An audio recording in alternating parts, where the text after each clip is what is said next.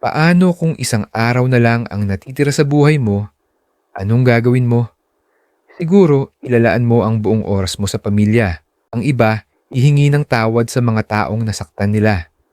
May magpapakasaya at gagawin ang matagal ng gustong gawin. Pero, bakit kailangang hintayin ang huling araw bago gawin ang tama? Sabi sa Santiago chapter 4 verse 14, hindi ninyo alam kung ano ang mangyayari sa inyong buhay bukas. Kapatid, hindi natin hawak ang oras. Kaya huwag nating sayangin sa galit, pagsisisi o walang kabuluhang bagay. Sa halip, ilaan natin ang buhay natin sa Diyos. Mamuhay ng may layunin, mahalin ang ating kapwa, at higit sa lahat, tiyakin nating handa ang ating kaluluwa.